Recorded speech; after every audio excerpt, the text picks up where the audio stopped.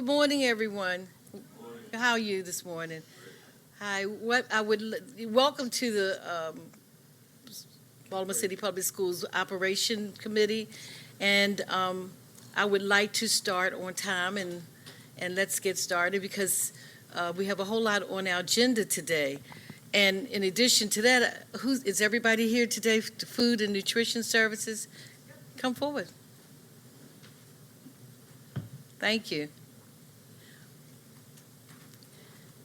And when you, just before you start, could you please be so kind as to introduce yourself? And do you have a presentation up there? And one thing I'd like to mention, since we have so much on our agenda, could you not read word for word, but be so kind as to share with us everything that's on the PowerPoint presentation? I'm not that word for word. I bring my work from my dissertation students in, where I get very upset about when they go line by line by line. So it would be really nice if you could present in such a way. Thank you so much. Good morning. My name is Monique Roll. I'm the manager of menu plan and procurement for the Food and Nutrition Department. Yes. Good morning. My name is Monique Roll. I'm the manager of menu plan and procurement. So the goals for the Food and Nutrition Department is quality, participation, and accountability. For quality and wellness, we look at meeting the regulations to eliminate ingredients to promote good health. And with that, we have eliminated high fructose corn syrup, artificial flavors and colors, and caramel color, which is non-vegetable based. Also, we have implemented to promote branding and marketing this school year through Try Me Thursday, which introduces the students to items they may normally not eat during lunch.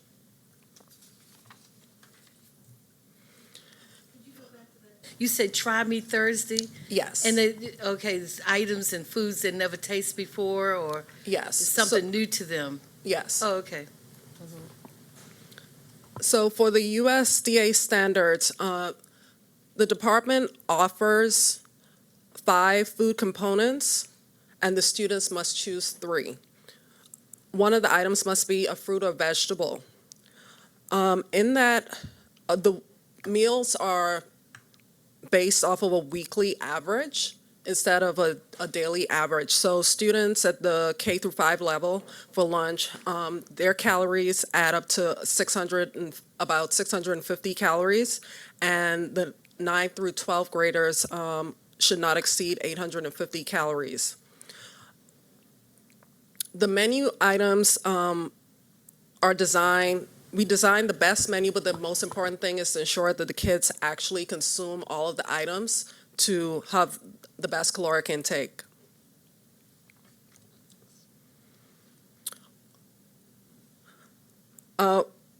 Promoting fruits and vegetables. The department allocates at least $5 million for fresh fruits and vegetables, and therefore the students are able to take an unlimited amount of fruits and vegetables. We have salad bars in at least 40 of our schools, and one of the things is the department focuses on fresh. Our vegetarian items, here you have a vegetarian burger, we have a vegetable wrap and falafel.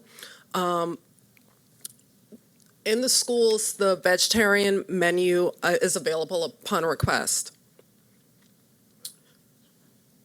For this upcoming school year, we are partnering with the Good Food Purchasing Program. This is an initiative that looks at 5 core values, and at this point, we have submitted our information for a baseline assessment based on our information for the school year 2016-2017, and we will be able to implement the changes in the 2019-2020 school year. And pretty much it just looks into a deep dive of where we're sourcing our foods from, both locally and when it goes to the farm level. Eliminating the trays. For the department, we eliminated the foam trays starting in May 2018. We brought them into our high schools first and then implemented into our elementary schools. Currently, with the trays, we have actually this month eliminated all but one of our sustainable products that we had on the contract, our new contract. And this picture here is one of the trays that is actually at the Great Kids Farms that's composting.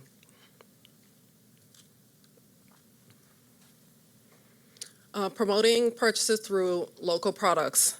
The department currently receives a lot of local products. So one being all of our bread products comes from Schmidt's Bakery. And then Cloverland provides all of our dairy products. And we work with our produce vendor, Coastal Sun Belt, to source local items. So one of the items is for Try Me Thursday. We're going to be having this week tricolor beets at our high schools on the South Bar. Question.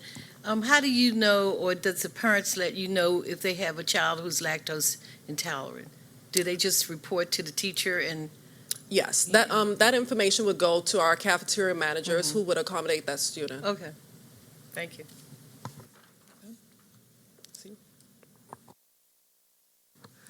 Hi, good morning. My name is Cynthia Shea. I'm the manager of the Central Commissary as well as the Farms to Schools programming. I'm going to discuss our second and a little bit of our third goals, which is participation. So one of the things we're really excited about this year is the hiring of 4 new Farms to Schools specialists that are going to be promoting healthy eating through Farms to Schools activities in collaboration with the Great Kids Farm, with the CTE culinary program, and also at the elementary school level. Last week, we participated in Maryland Homegrown School Lunch Week, and this was in collaboration with the Smarter Lunchrooms program, which is in 4 of our elementary middle schools right now.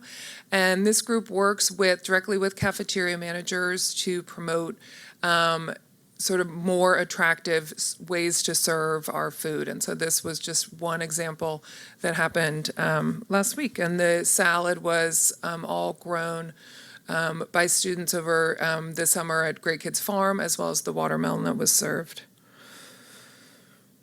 I have a lot of pictures because we really like to promote all of our healthy eating that we're doing. One of the things we're doing is field trips that we've collaborated with the science program. They're going to be second grade field trips up at Great Kids Farm. One of the things we're doing is to use Pizza Friday as a vehicle to serve more fruit, more vegetables. We're getting all the kids to try roasted vegetables on their pizzas. Going forward, more collaboration is really happening in our cafeterias to really increase the climate, improve the climate of the cafeterias by linking kids with the food that's served. A big push this year is we have an app that is a menu app that anyone can see their menu at their school level. Kids can rate their food. We really want to promote this because we really want the feedback from the students because it is on a school-by-school basis. So if something's very popular at one school and very unpopular at another, that gives us a lot of information that it may be an operational, that we need to do some more training at that school. These are just some more pictures for you guys about presentation because we really feel strongly that we've done so much work behind the scenes of the operations and the procurement and that our product is terrific. But we really need to improve our presentation. This is a high school salad that's served. It's a full reimbursable meal, and it's a grab-and-go option for high schools. Again, this is another grab-and-go option for high schools. It's a deli taco what is that? Nachos on the left and a deli sandwich on the right. Oh, just one more because I can't. So this is on the left-hand side. This is actually one of my favorite pictures that we have because this was just a normal day in a cafeteria. There was nothing special about this meal. And the colors and the freshness, you can see it's peaches, apples, a Fiesta corn salad, and a green salad. And that's a regular day at at the elementary level. One thing that we're working on is a central facility. The central facility will utilize our commodity product and also give us a way to utilize more local farms because we'll have a drop-off point that we can circulate the food out to schools directly. I'll just skip to photographs of the equipment that will be in there. Huge steam kettles, filling stations, and then it'll be chilled and frozen and sent to schools. The central facility, can Yep. you talk more about that? Have you Sure. identified a location? Yes, so we've identified the food and nutrition warehouse as a potential location. There is an RFP that's been all but set for release. We're waiting for a waiver from, who is it, Maryland? Oh, from MBA. MBE? MBE, sorry, the MBA. Right. That would be Spelled it interesting. wrong, yeah. So we've identified, so in the RFP for an architectural engineering firm, we've asked for, What is the location? sure, so it's the Food and Nutrition Central know where that Warehouse. Oh, it's over on Pulaski Highway, very East Baltimore. It's an existing location that is on the same property as School 307 Claremont High, which is a very small building and slated to close. So in the RFP, we've asked for an architectural engineer to give us pricing and design for both the existing warehouse, because it would need significant upgrades, and as well as a new building that could be built on that property, because it is a big piece of property. So using the existing warehouse and a new building? No, one or the One or the other, but I thought it was important since the existing warehouse is a very old structure, and this equipment that we're looking to put in, I sort of would equate it to a prefab house. I mean, it's a sort of a unit that it's several different pieces of equipment, but it's a very standard operating sort of system once it's up and running, and so it really only needs 4 walls and proper ventilation. It doesn't need And that's a fancy building. district-owned building? Or a city? The warehouse, yes, Okay. the Is existing it- warehouse. Is it used now?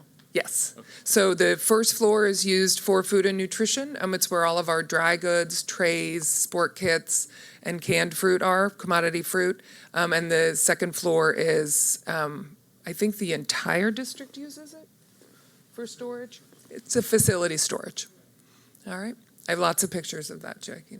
Not in this presentation. I also have a question. So Yeah. if this does happen, like when would this be slated to happen? And then will it come before us as a budget item? Well, I'm going to ask John Walker to answer that. Hi, right now, we're just in the feasibility study phase, but once that gets done and we understand what the potential cost could be, of course, it would become a board item because we got to figure out how we're going to pay for it. We do have a commitment from a grant, a group called Lifetime Foundation, that we have a commitment from them that they will buy our equipment for us. So there's lots of outside interest in this. How long is the feasibility period? Do you know, John? Once the RFP is completed and we get the okay to move it forward, I Right. think we're able to use one of our on-call contractors to do an Okay. architectural review, so it shouldn't be, 60 to 90 days maybe, Okay, whatever those formal things are. okay, thank you. Yes, the RFP was only released to the city schools on-call architectural engineering firms, and that was based on the recommendation from facilities. So hopefully that'll speed things up. Any more questions on that? Okay, so this is just a quick review of this equipment. Like I said, it's very sort of standard in terms of high-volume restaurant and food service equipment. In addition to the food service equipment, we also are slated to set up a mock kitchen in order to help us do trainings, a computer lab, and a classroom so that we can have one central facility for all of our training needs for our staff. Just quickly on the, for more participation things, sorry, is our food access map. So as we all know, there's a lot of people who suffer from food instability. The red dots on the map are all of the neighborhoods that were identified by the Hopkins Center for Livable Future Studies. So food and nutrition's response is we have a lot of programs available to schools, and I'll just quickly run through these. Our programs that are available in all schools are breakfast and lunch, free to no charge to all students. We have after-school snacks and supper that's available to any school that has any after-school programming. Snacks are distributed individually for each program. Like, for example, if there's a chess club and there's 20 kids in it, then they get 20 snacks for the chess club. If there is an enrichment program at the school, which anyone at the school is able to sign up for, supper can be served, and supper is available for anyone to come and eat supper. So you don't have to be in a specific club. You don't even have to attend that school. So for example, if you're picking up a middle school student and a parent has 2 children with them picking up, those 2 children are eligible to eat for free for supper. We have food pantries that we partner with the food bank. It's really their programming that's run in our schools, and I act as the liaison for that program. And summer meals is much like our supper program. It falls under that if there's a program at the school, anyone under the age of 18 is eligible for that free meal. Yes. Yes. Yes. It includes all schools that have a school-based summer program. So sometimes there's confusion that an outside program will run something in a school and there's no school program, like they're just using, say, the gym or something. And so then sometimes communication it's not necessarily that we will serve food to them, because it has to be a school-based program. Okay. They would have to apply for that, right? If they were. Well, yes, but I mean, it's an application, but the application is simply a sign-up sheet. Okay. But yes, so for snack, supper, and summer, yes, schools have to apply. But again, it's just an online sign-up form for them. I have a question. Yeah. First, thank you so much for this. This is awesome. Thanks. You mentioned pantries, and I Yes. wanted to know, do you ever do any assessments of how effective certain pantries are? And if there are ones more effective than others, maybe giving guidance to some of the schools that have Yes. pantries where food is just sitting? Exactly. So it's a great question, and it's a problem that we have identified. I've been working with the food bank. The woman who runs their childhood nutrition programs is a woman named Zanika Gee, and she and I are completely in agreement that we need to stop using the metric of how many school pantries we have in terms of that's our metric for success, because one could be an incredible community resource that runs really efficiently, and one, it could be a closet with canned goods in it that may or may not ever open because the person left the school or something. So one thing that we've done, and that they're really strictly enforcing this year, which I'm really happy about in their training, is that we've identified 2 different models that schools can follow in terms of being a food pantry. So the first model is that it is open to the school community at least once a week on a set day.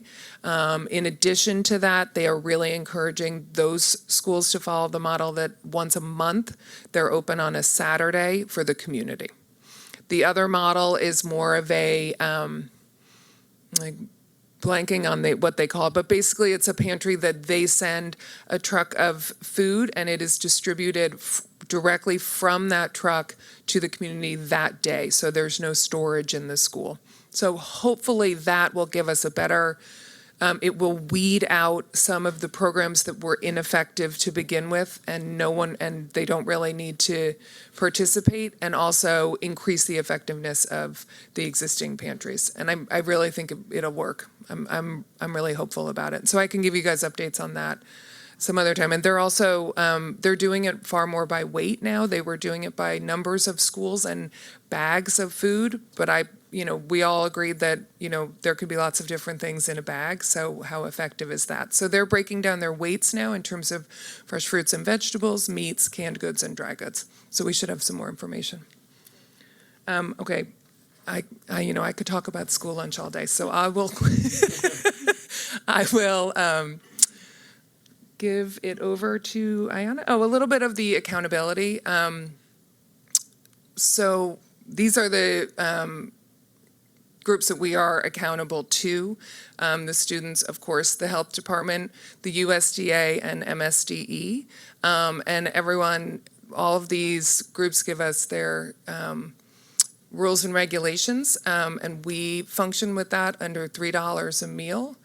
There are a lot of policies and procedures that we navigate. And as you can see, so these are our actual expenses. As you can see, materials and supplies, which is basically food, is about a little less than half our budget. Our labor cost is at 35%, and our fringe benefits are at 19%. The other two little slivers are just equipment and contractual services, which is things like having the refrigerators fixed. We spend over $20 million a year on food. We are managing that with production records that are mandatory from the state and the USDA. We are digitizing all of our inventory for better waste control. And we are also making improvements to our infrastructure, refrigeration, and other large equipment. So like Monique mentioned, we are using compostable trays. And I will tell you that I was at the farm yesterday. The picture you guys saw earlier about the plate in the dirt, I'm happy to announce, no longer exists. It's completely composted. We were And waiting to answer that question. I can't believe I didn't take a picture of dirt, but But you knew we were was getting ready to ask the question, right? it is actually composted. So I was really happy not to see the plate. And I will let Ayanna take over from here. Oh, I have some more? Yes. Oh, okay. Okay, so our accountability to our staff. So here we are actually out at the farm. You can tell I put this together because there's lots of farm pictures. We have about 700 employees. 2 out of 3 of our employees are city school residents. And just a little FYI, the employee in the bottom left corner, the man, Mr. Harry, he's been a food and nutrition employee since 1969. And now I'm going to leave it to Ayanna to talk more about Just going to ask food and you or nutrition. John, Yeah. how is 100% of the food program covered as an enterprise from the federal government? We treat it as an enterprise fund here.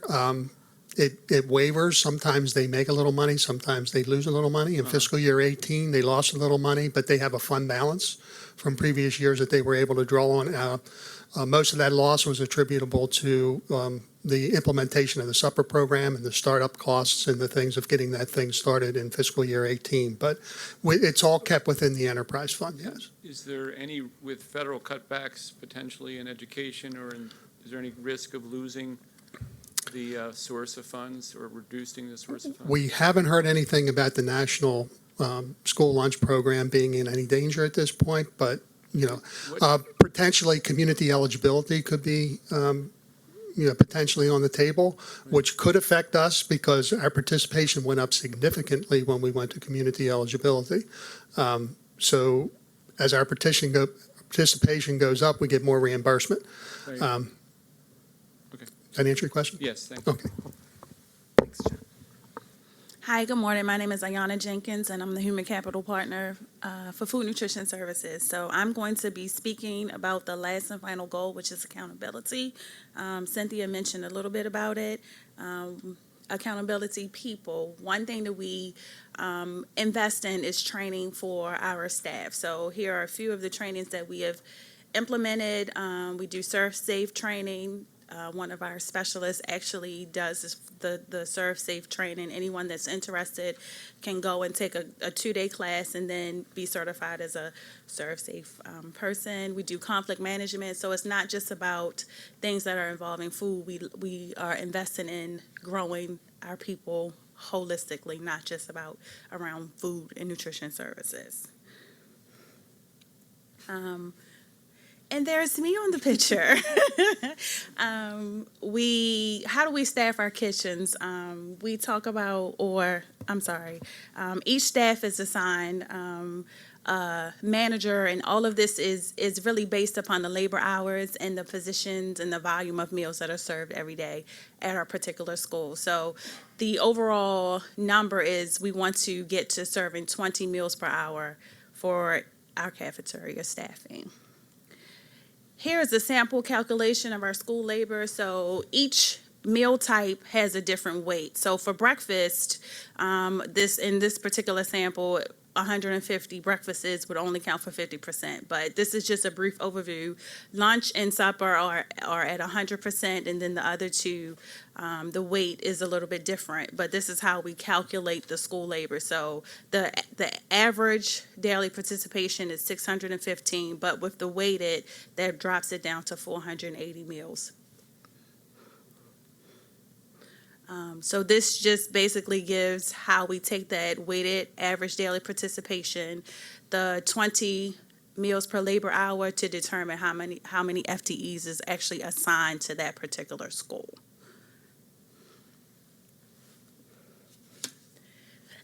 Again, the manager level is really based upon how many meals are served. So for this particular sample, 480 meal equivalents would constitute a manager 1 level position. And then, as the number of meals go up, then the manager level changes at the school.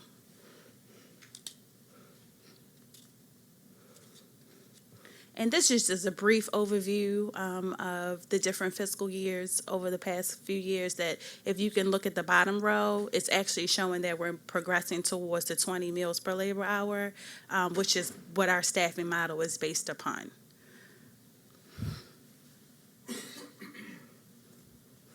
So who is behind our food? It looks like 20 million people nationwide are in food services, and they are typically the lower paid people in the United States, and 83% of those don't have health insurance, and we have issues with sick leave as well.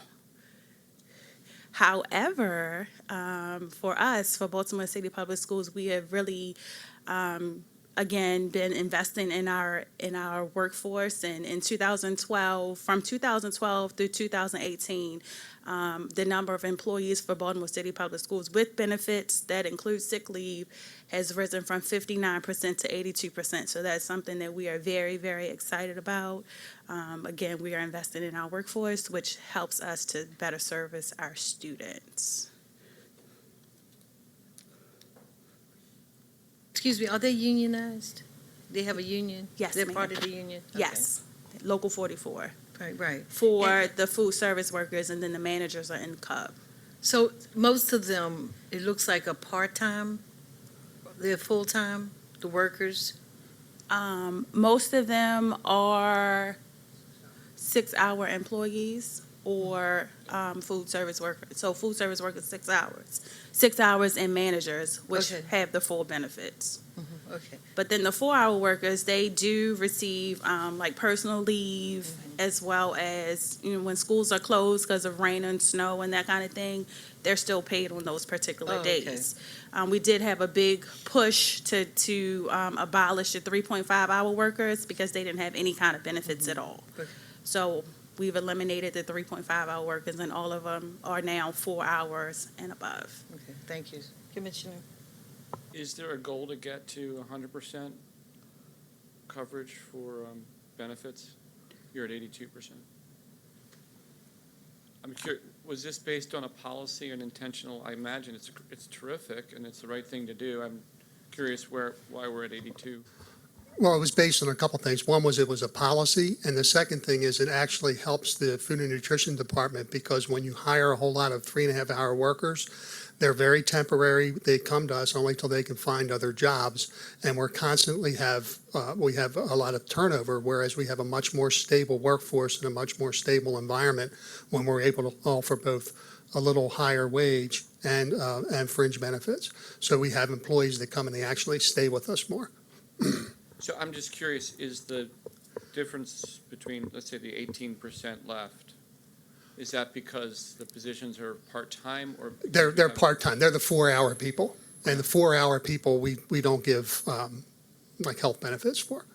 But we'll always have a need for some of them. You will, okay. But we have reduced that significantly. Okay, thanks. Additionally, for the 4-hour workers, it just depends upon what the needs are in the school and the different times of the services that we render. So you might have like a big breakfast program, but not too big of a supper program. So you would have a 4-hour worker come in to just help with the breakfast and prepping the lunch. Okay, I can wrap it up. We worked with the union to come up with an efficiency bonus, which further aids our food nutrition services employees. So for each $1 million in the enterprise fund, the food service workers are going to get a bonus every year. So that's something that has been adopted and approved before the CUB members, which are the managers, and we're still trying to finalize the Local 44 one as well. Oh, John says it comes to the board next board meeting, so hopefully that will be approved as well. This is just a brief overview of the actuals for the Food Nutrition Services Department from fiscal year 13 through fiscal year 18. And we're very excited that we sent out a survey and that 84% of the surveys that we received back, we received very good reviews. And the one that I like here is that we are putting our children first, which is what most of us are striving to do. Okay, when you say you sent out surveys and the percentage of surveys that came back, what was the number? Do you know what the survey number was? Sure. So we sent an end-of-year survey to all principals throughout the summer and into the school year to get responses. My last count was we got 139 responses, That's a which I good thought amount. was terrific. We really did do a big push to get those. Okay. I think a lot of the responses that we didn't get back were mostly based because principals were either moving schools or leaving the district. Okay. So they were either on their way out or on their way in and just didn't have accurate information for us. Okay, in the future when you're writing them up, when writing this up, just when you put percentages, it's always good to put the number. Based on, yeah. Okay? Yeah, absolutely. Thanks. Okay, thank you. Another push that we have for Food Nutrition Services is the back to school night. So that is up in 2017, 19 schools participated. And this last September, 47 schools participated. And this is an opportunity for the cafeteria staff to stay, a little later and speak to the families and the children and the parents and talk about the great things that are going on in our cafeterias. And what was this? Just last week, we had the National School Lunch Week where all of the staff were actually offered a free meal. We served burgers with onion rings, and right from just hearsay, a few people that have talked to us about it. It was a success. Many of the information that we received back was that they were excited that we were even allowing the staff to taste our meals, and hopefully they'll continue to promote the cafeteria school lunches for us.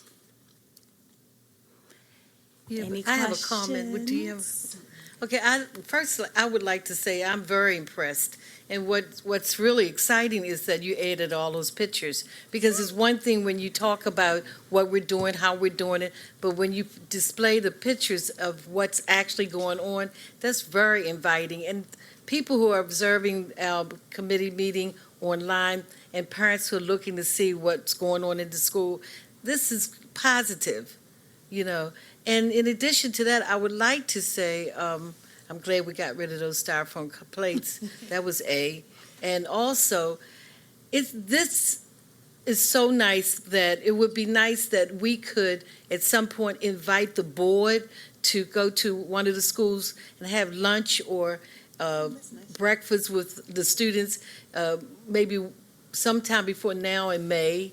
And that would give everybody the opportunity to really see what's going on, because I'm impressed with it, but it would be nice to attend some of the meetings with the students. Just pop in and enjoy having lunch with the kids at school. And I think that I'm going to recommend it to the board members and let them know. Please how- do. We'd be more than happy to do that. We did do last year, we did offer we did a little like food service at one of the board meetings, and I thought that was really successful. Yeah, right. We can probably In addition replicate to that, but I do think getting board members into the cafeterias would actually be a really terrific and positive experience. In addition to that, I think it was impressive that you put all the fruit out so kids, as they pass by, if they want an apple or a peach, they can get it, because the biggest mistake I've found through the years when back when I had little kids, which has been a while, you put the fruit on the plate or on whatever you're serving it on, and they throw it in the trash, and you go past the trash can,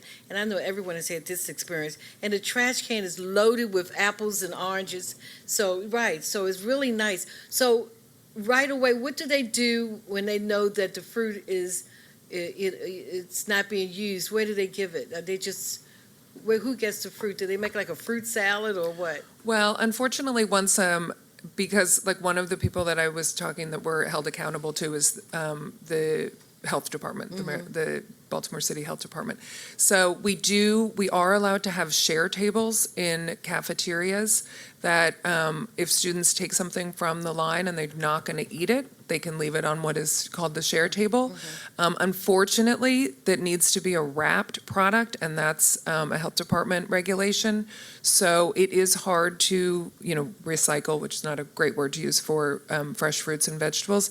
But really, I will say that's where the work is coming in from the other end of our Farms to Schools specialists, really trying to promote the eating of healthy vegetables, getting them to eat it. And forgive me if that's sort of a canned answer, but that really is. And you're not able to give it to a food kitchen or pantry? We are not. USDA, So where does it go? In the trash? if it's not eaten, it goes in the trash. One of the things that we've seen, and we're actually doing a plate waste study, and hopefully it will reflect in the plate waste study, is by offering variety, it actually reduces the waste, because Okay. children are given a choice whether they want, like you said, a peach or an apple, and so hopefully they'll choose what they will actually Right. eat. Okay, thank you. Sure. Thank you. That's it. Thank you for your presentation. I was really impressed, and I think that our community would also be impressed. Thank you very much. You also, thank you. Next will be budget update and FY18 financial summary. John? Transportation. Okay, John, you didn't say anything. Good morning. Transportation update. Oh, you want transportation? Or you want this one? Okay. I'm quick. Well, well, since he's sitting, would you like to go?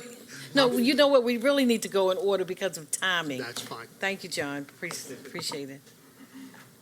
I kept looking at you over there, and I just said, it must be John's turn. Thank you.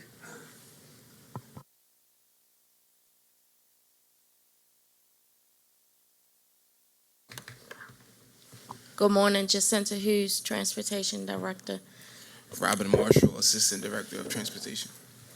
Good morning, John Land, Executive Director of Operations. So for the transportation update, we are going to cover a few things. We're going to start with the Office of Pupil Transportation aspects, give you a breakdown of who we have riding and why, contract monitoring, the transportation work group and policy, as well as challenges that we face as an office. So with the students transported and why, we did a comparison between October the 2nd of this year and October the 2nd of the previous year. And you see that there is a slight increase, but the number of students that we transport, for the most part, matches up to what we did last year. Student ridership and services, we transport students via MTA, corner to corner, curb to curb, swing space, and we also do extracurricular activities like Could you speak a little louder, Sure. please? Thank like you. special Olympics, athletics, pre-K, ad play, and cultural events. You'll see that we currently transport a little over 4,000 transportation-approved students via curb to curb. 77% of those students ride the yellow bus, 23% are in taxis. On slide 3, I think, yeah, are you going to go into more detail on these, or should I ask questions now about the categories of students that are transported? Like, for example, the IEPs. Does that come up again later? No, you should No. ask questions now. Okay. The last time we had a review, I asked sort of delicate question of whether we've actually reviewed the roles of IEPs to determine whether or not they should continue with that status and continue to get, you're looking at me funny, you continue to get the benefit of cab service door to door. And the reason I ask is because it's a significant service, and and at the time when I asked last year, the answer was, we are starting to do that. We're looking at our roles of IEP to make sure that all the students on there are actually deserving of that status. I don't know if that's happened. Has So it? we are also in a corrective action plan, and during that process, we have worked closely with the Office of Special Ed, in which we did review, Special Ed has reviewed the students who are eligible as a result of IEP status, and it was found that the students are eligible for transportation as a related service. So now, as far as the taxi cab, we have assigned a lot of students to taxi cabs based on the yellow bus shortage, and because we do not have buses to transport students, either because of driver shortages or bus shortages, we rely on taxi cabs to deliver the services to the students as it's related to their special need. When we say 4,000 transportation-approved students curb to curb, that includes taxi cabs Yes, and yellow buses? yes. But the yellow buses are literally door to door? They pick up at the door and drop off at the school? So we have, we use yellow buses for door to door, which would be curb to curb, as well as corner to corner, which would be at a corner, which are maybe about 30 schools. We still have corner to corner. This month, we also planning to look at that as well. And so the 4,047 transportation-approved students, a subset of that is IEP, and then does that include, for example, homeless? Yes, Correct. IEP, homeless, medical, preschool, all of the categories could either be door to door using a cab or a yellow bus. Can I ask a question? Please.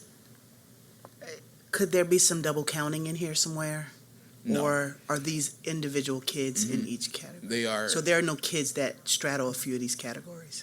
no, the Okay. duplicate students have been taken out of this number, yes. But there are students who are homeless who have an IEP.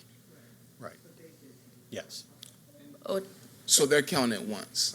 Right. So the schools, when they enter a transportation request, they do have the option to select 2 reasons, but whatever that first reason is, that's what's, That's what's counted? yes. Gotcha, thank you. And on slide 4, I got a question back to 3, just real quick. go ahead, please. Real quick, do you have an age restriction on kids who take the cab? Yes, we do. Okay, what is that? So we don't place students alone in a cab from grade 4. If it's necessary to place a student in a cab that's in a grade under grade 4, then we also request that a parent ride with the Okay. student. And if it's a special needs students, we may even ask for special ed to have a one-on-one aid ride with that student. Okay, thank you. You're welcome. Just a couple more, no, thank you. On curb to curb on slide, 4, so 77% of the 4,000 are curb to curb by bus, and the balance is taxi? Is that what I'm Yes, sir. So it's 77% of that 4,047 number that are currently in the yellow bus, and the remaining 23% are in taxi cabs. And is the taxi cab the most expensive means of transportation? No.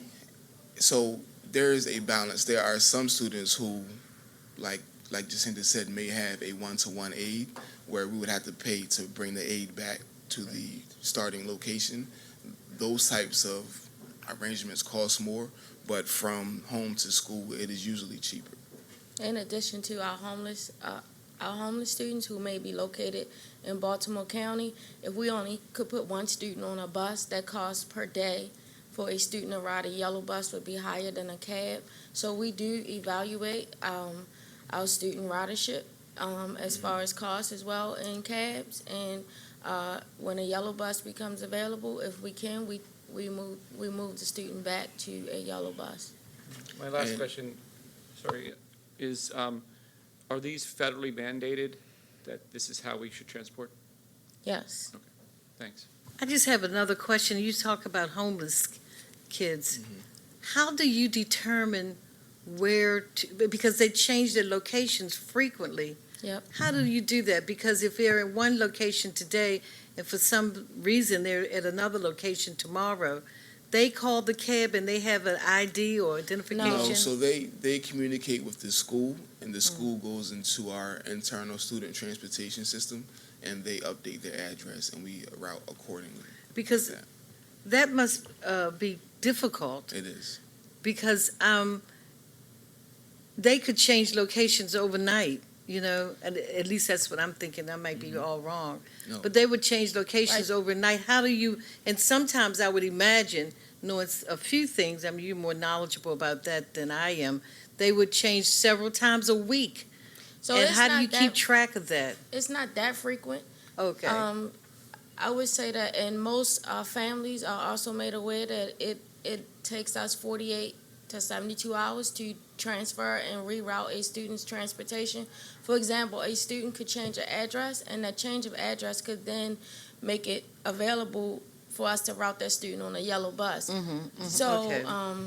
We rely closely on the school internet correct information and STS, and also for us to pass audits. We are also audited to make sure that whom we are transporting, they have been approved by the appropriate offices as well. So, and a cab driver cannot, a parent cannot just call a cab driver and say, hey, today I want to go to this location.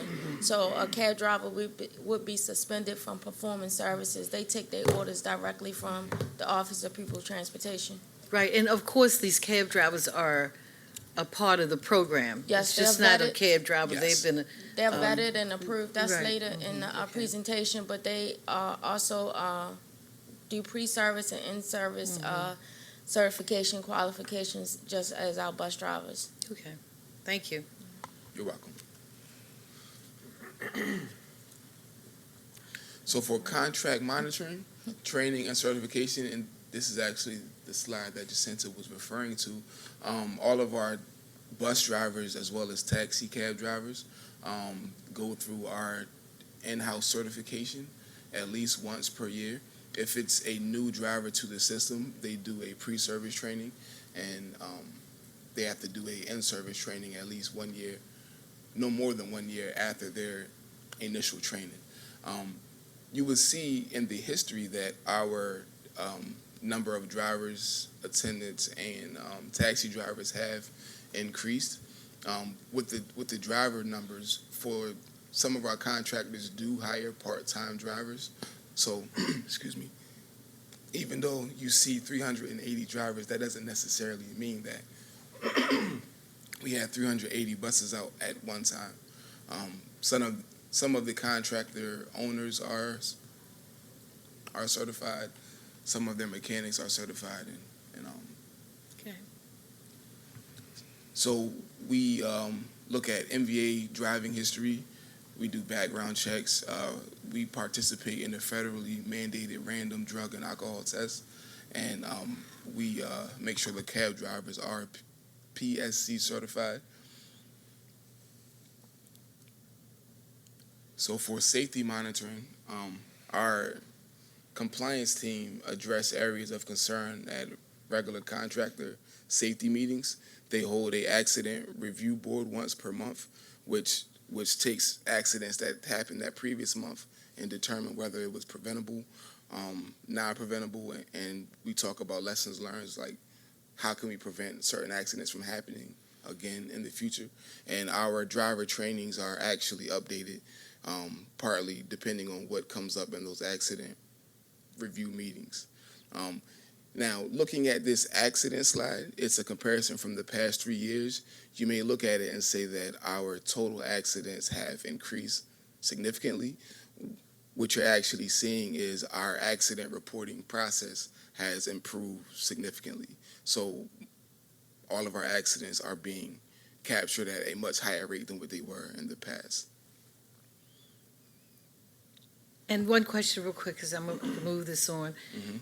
Inside of this data that you have with the percentages, when you talk about preventable, you have a data on what type of situation occurred Correct. due to that. It could be drug-related, it could be medication or whatever, but you have an idea why that preventable accident occurred. It doesn't show here, but you have data on that. Yes. In your office. Yes, and some accidents that may seem non-preventable, we actually deem as preventable. So, for instance, if a car sideswipes a bus, it may seem like it's the vehicle's fault, but maybe the driver was switching lanes erratically. And once we do the total investigation and see exactly what happened, that's when we make that determination. Many of those accidents that are preventable are tight spaces in which the bus needs to maneuver, and it's tapping the mirrors, taking a car mirror off. That's what a number of those are. It's just the nature of driving a big vehicle in some of these spaces. So further in contract monitoring, we acquired a GPS system. So the majority of our buses that are out on the road do have GPS units installed on them that we have direct access to. So this helps us improve our customer service, especially when a parent is calling asking for a ETA on a bus. If it's a contractor bus, usually we'd have to call the contractor to figure out exactly how far the bus is. And believe it or not, we may not get the most accurate response. So 10 minutes could really be 25 minutes. So we still contact the contractor, but we also look at GPS to see if what the contractor is telling us is actually accurate. And if you look at the screenshot, this is actually one bus, and this is from the hours of, I believe this was 7 a.m. to about 11 a.m. This is everything that one bus did. So you see that our buses do travel east to west, and they're not just stuck in one area.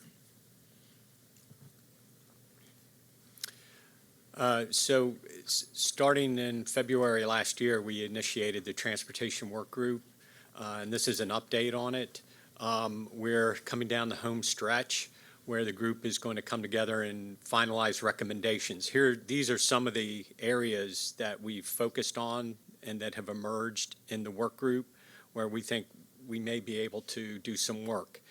The taxi cab rate structure, we think there's a possibility to work with the taxi cab companies and the Public Service Commission on reducing those rates.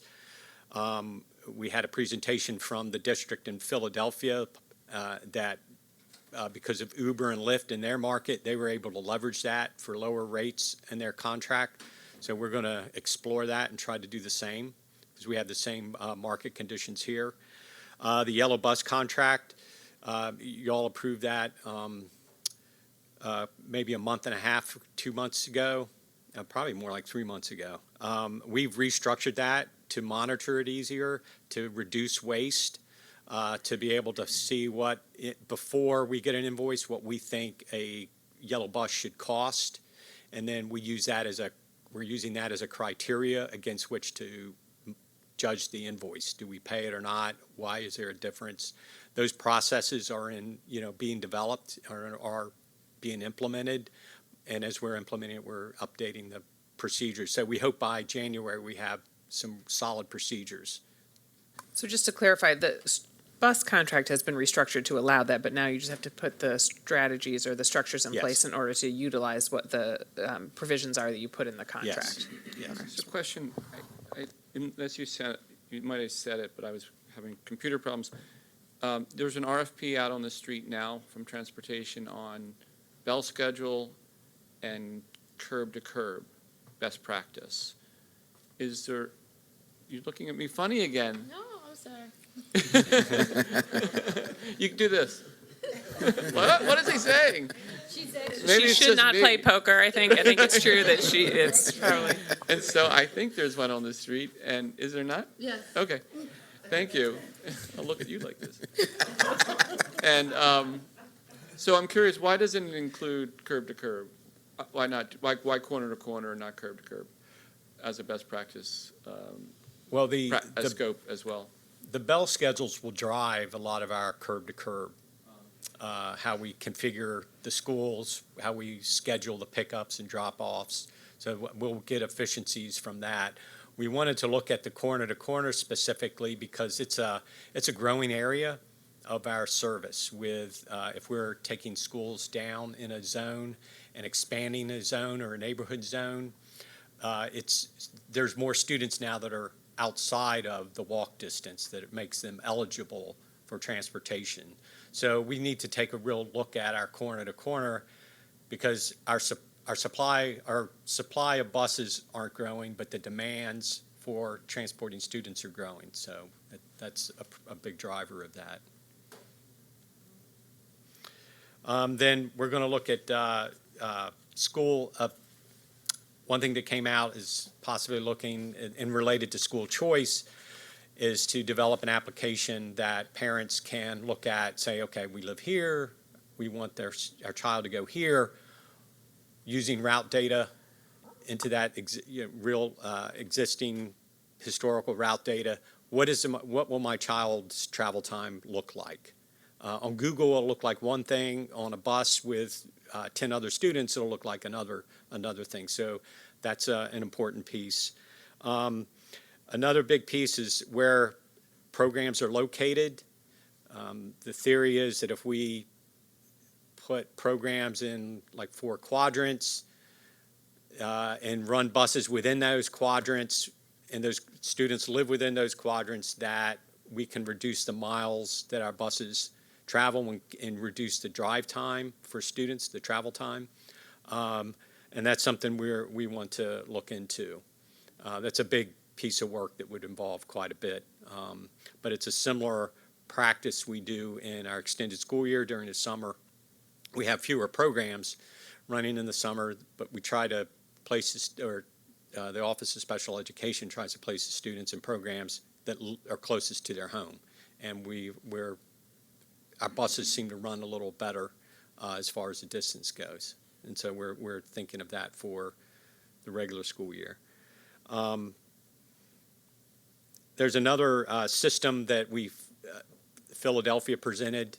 They're implementing it this school year, so I'm interested to see how it's going. But it's a scan system where their drivers, when they arrive to a school, they scan an ID card into a scanner, and it stamps that time. It authenticates that bus arrived, that it arrived on time, was the driver certified, and they're using that to manage their contract costs.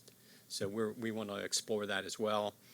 And then we are looking at the whole organization of the Office of Pupil Transportation. The costs are really hard to keep down in transportation, but I think we can monitor our contractors with more staff and reduce waste and improve our efficiency. Then this afternoon, we're going to the Policy Committee to present our transportation policy. And this is a really big piece of work. We're happy that there's maybe some light at the end of the tunnel. We hope to get it approved in January. We're going to do our stakeholder reach out and collect information from our stakeholders. We've already met with CCAC. We'll meet with them again. But we have some areas that we're going to address. Eligibility, that's typically addressed in transportation policies. Responsibilities, this is a really important one that we have pretty substantial regulations with. Responsibilities for the Office of Pupil Transportation, responsibilities for our contractors, our drivers, our bus attendants, school administrators, parents and guardians, and students. It takes everyone in this work for information to flow properly and for services to be provided. Safety is another big piece of our transportation policy that will, with regulations, accident response, our driver certification, and our random drug and alcohol program. So there'll be two policies that are with two regulations on that. And then there's also undelivered students, student behavior, and our maintenance of our fleet. And so we're looking forward to dialogue with the community and with the board on these policies. So for the transportation challenges, we do have a lot, but in the interest of time, we picked out some of our most significant ones. Firstly, we're going to talk about the driver salaries. If you look at the comparison between Baltimore City Schools with other neighboring districts, as well as MTA, you will see that from the salary standpoint, Baltimore City Schools is currently the least attractive. This kind of speaks for itself. For contractor performance, the routes that we service every year have decreased, partly because of a shortage of bus drivers, and another reason is we have less routes but more students, so we have to get a lot more creative with routing year after year.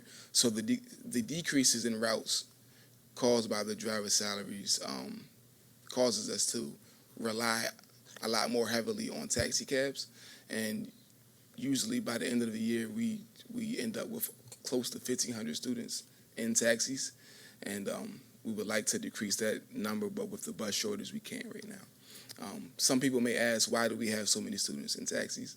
Right now, we currently need them.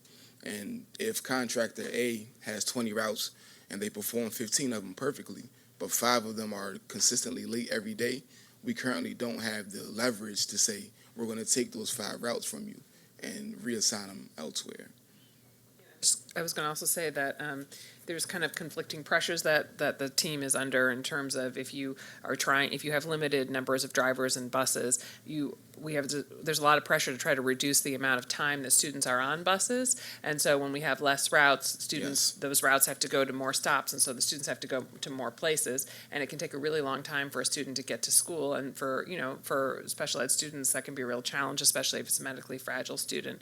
Yes. And so the cabs help us reduce that drive time, but then the cabs are more expensive. So we're always in this competing set of demands in terms of, we want to provide better service to our students. We want them to be able to get to school more quickly, but at the same time, we also want to try to reduce cost, and a lot of times those pressures are countervailing.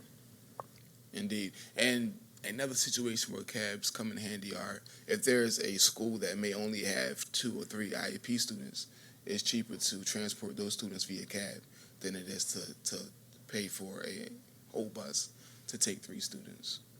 Question, the fact that, you want me to wait?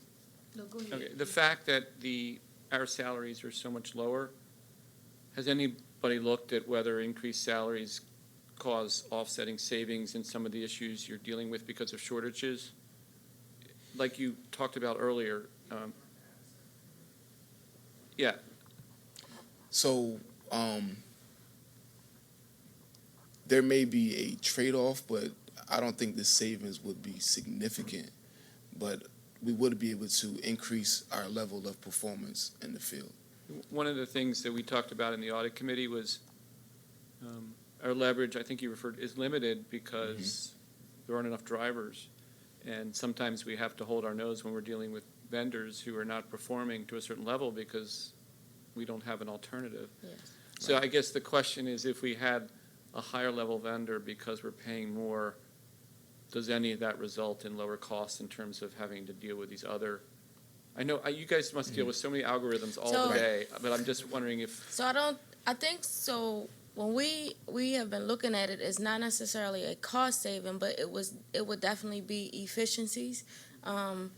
As well as, like, for example, I hired 4 drivers, but I lost 2 this week because they resigned for higher paying jobs. that was my question. yeah. Is there So- savings from retention and not Yes. having to retrain and Yes. find somebody? And Correct. part of the policy might look at that, that's all. Okay. And so a way that we could look at it as savings is if more of our routes were in-house, we wouldn't have to pay the contractor's rate. Okay. Just one clarification, but I think, so the kinds of things Jacinta is referring to about the turnover that we have, that we are constantly replacing drivers mid-year because they're finding better opportunities. I think it would reduce that, and that there is cost associated with that, Yes. because I'm Yes. assuming in that interim period, you may be having to put students on cabs because you still have to get them to school. So Yes. there's those costs. But then, in terms of really increasing the number of routes that we have, its salaries alone wouldn't allow us to do that because we don't have the buses, and we don't have the much place to store many more buses, right? So there's also the acquisition you have to think about acquiring the buses themselves, acquiring the facility or the space to store the buses, acquiring the maintenance folks to maintain the buses. So it gets complex. I mean, I think we are thinking that, over time, we need to start acquiring more buses that we have more control over, because the service that we're getting from contractors is often not meeting our needs. But it would have to be a long-term strategy where we'd have to work with finance to think Correct. over time how we would do that, because it would be expensive in the beginning, and it wouldn't necessarily save us money, but our hope would be that it would improve the service. Yes. One thing the Okay. driver, I'm sorry. No, go ahead. One thing the driver turnover does is it stretches the staff very thin. For example, our training staff trains our drivers, but they also investigate accidents and monitor contractors. The more drivers turn over, the more training they have to do, the less monitoring and investigation of accidents that they can do with their time that's available. So it pulls, our contractors are pulled in different directions because of this. So their customer service staff will drive buses if a driver doesn't show up or a driver just quits. So the phones get backlogged. It's a real Domino dynamic. effect. Yeah. Okay, could we kind of move this along? Yes. We're running kind of late at this point. We want to stay with the schedule. So in regards to bell times, there are currently 13 different bell times in the morning. And if you look at this chart, you will see that 70% of the students that we transport via curb-to-curb transportation arrive to school within a small 30-minute window. So between 7:45 and 8:15, we are dropping off 70% of our students. So what this does is this does not allow us to use a lot of those buses more than once. And in regards to cost, whether a contractor services 1 school or 3, they charge one rate. So there's a per bus charge that we get. So the less that we can use buses more than once, the more buses we actually need to transport all of our students. So next steps and follow-up, the Bell study analysis we talked about earlier, there's a RFP currently out. Contractor compliance, we are looking to hire additional staff so we can have more boots on the ground monitoring our contractors. Increase in-house bus driver staff as well as our in-house buses. And the reason we didn't put a bus slide in here is because we believe driver salary should come first, because if we buy 50 buses, we're not going to be able to staff people to drive all of those buses. Student safety on buses is always a priority, but we just implemented GPS. Phase 2 of the GPS system is is route monitoring and the transportation policy, which is going to the committee today. We don't have cameras on all the buses. We don't have them on any buses? Not yet, but that is something that we're looking into. We just had a meeting with a company recently, but that's still in the planning stages. Okay, thank you very much. Thank you. Okay. Thank you. Just say a quick thanks to the staff who's really been very thoughtful about addressing the many challenges we have. So from working with the outside advisory group to really think through creative solutions, to the work that happened after the accident to really review and think through our safety processes and procedures to make sure that we were vetting driver safety records and making sure that was really tight. They've just done a lot of work to really think creatively about how to deal with the limited resources we have. So thanks to the team for all that. Thank you. Comment before, Dr. Washington, here it has interim. You're still interim? Yes. Oh, I thought it was permanent. Okay, thank you. Thank you.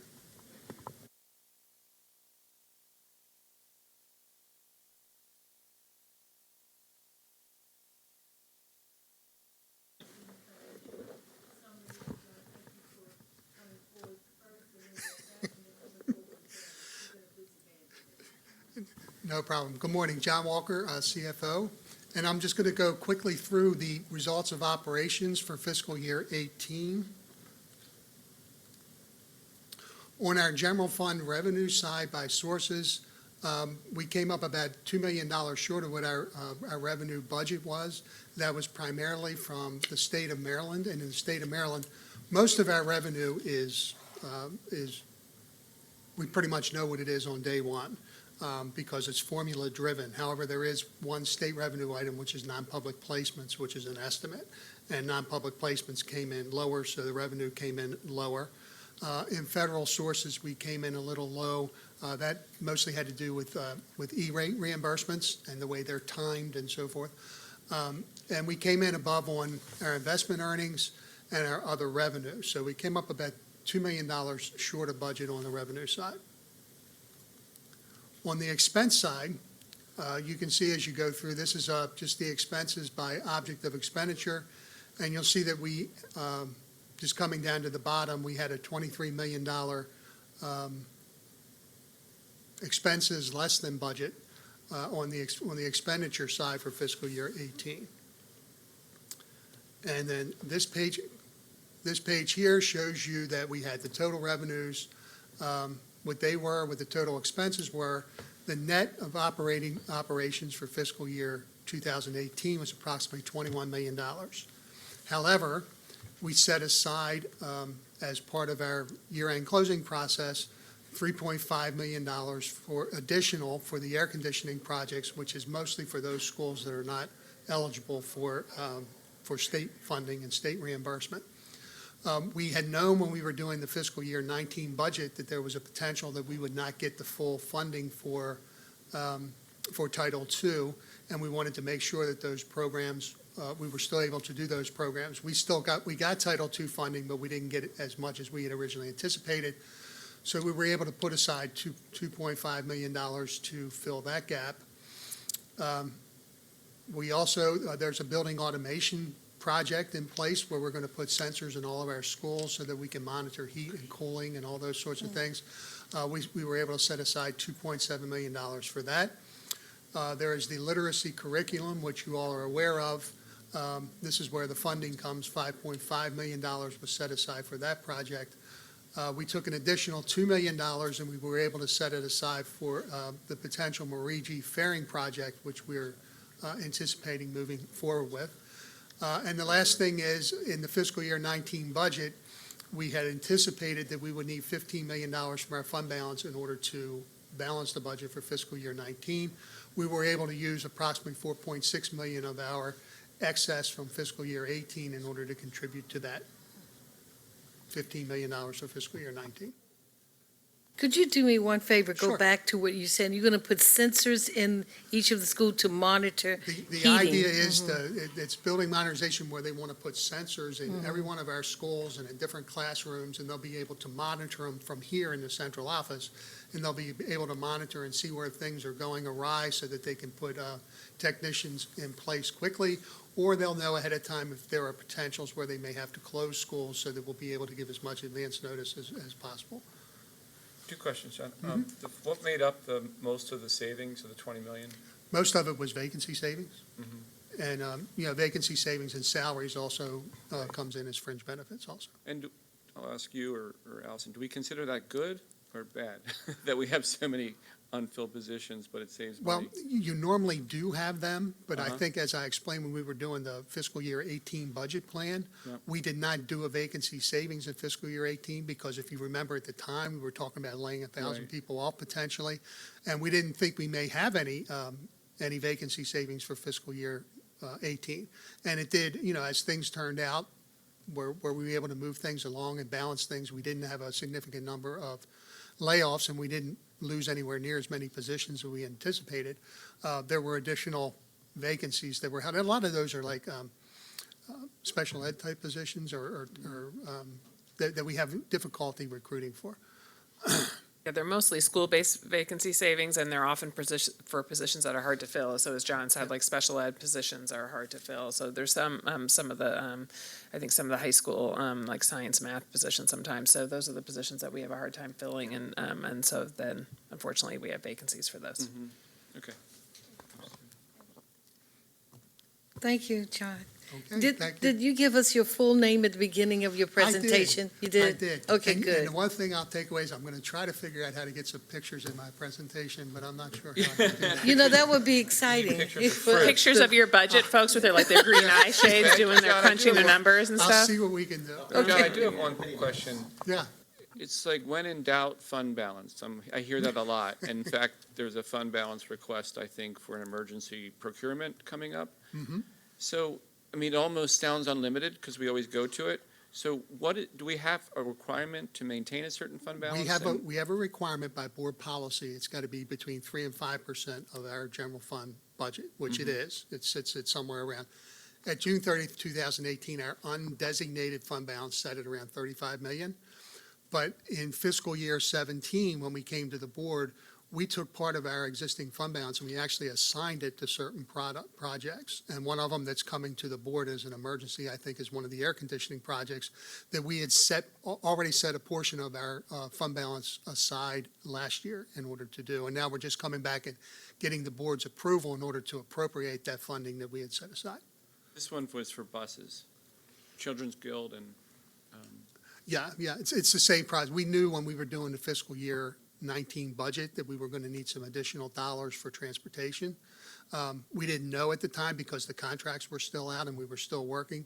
So the decision was made that we had some dollars and we had some flexibility within our fund balance to handle that. Can I ask a favor? So when that does come to us, can you remind us of the dollars that you've set aside, the amount, and how much this emergency project is going to take from that? Sure. Okay, Sure, that would no just be problem. helpful for me. Okay, great. Thank you. Thank you very much. Okay. Next, we're going to have procurement. Thank you.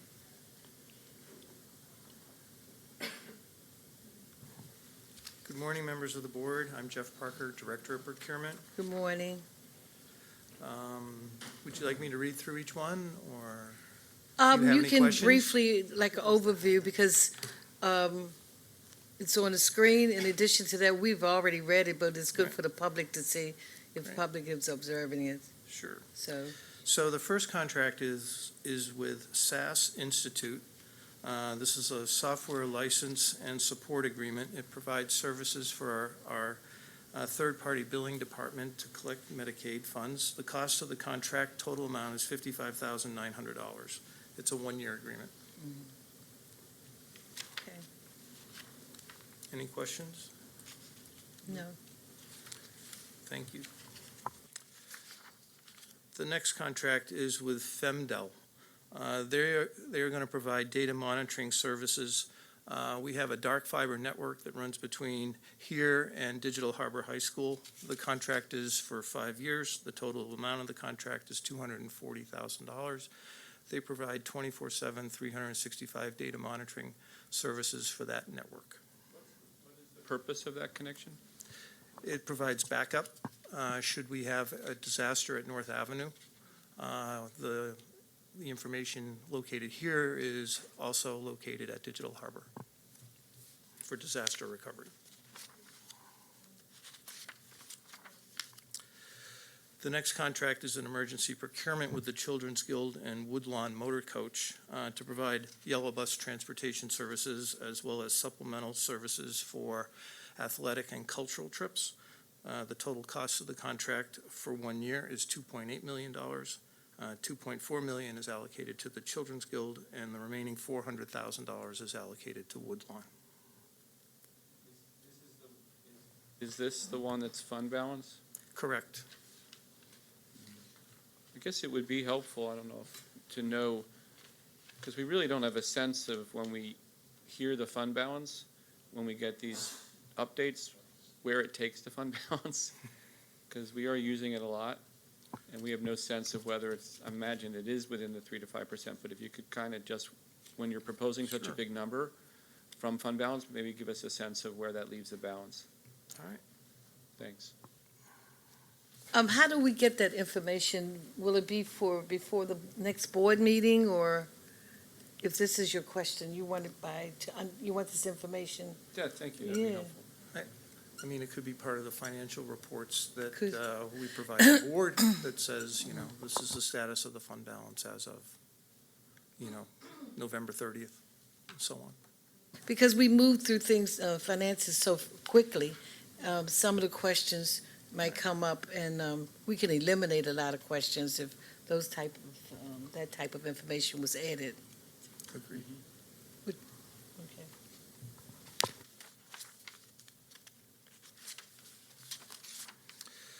The next contract is with Concentra Medical Centers. The purpose of the contract is to provide physical exams, drug testing, alcohol testing services for bus drivers and aides. We're piggybacking a contract that was issued by Baltimore County Public Schools.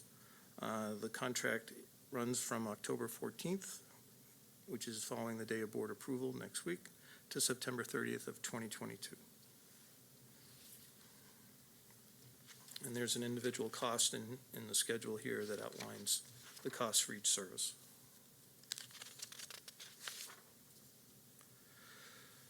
The next contract is with Bus Parts Warehouse. This is to provide safety equipment on the buses. The contract runs for approximately another 6 to 9 months. We are writing an Anne Arundel County contract. And again, the specific prices are outlined in their solicitation. And that's it. Thank you. Thank you, everyone who's here today, in addition to our community who's listening. Our next operation meeting will be November the 20th, 2018. It will be held in this room and here at Baltimore City Public Schools. And we will be talking about the budget update and also about talent and organizational development. And of course, if you have any questions, you can also email or call the school system, and we will be happy to respond. Thank you very much for coming, and have a great day.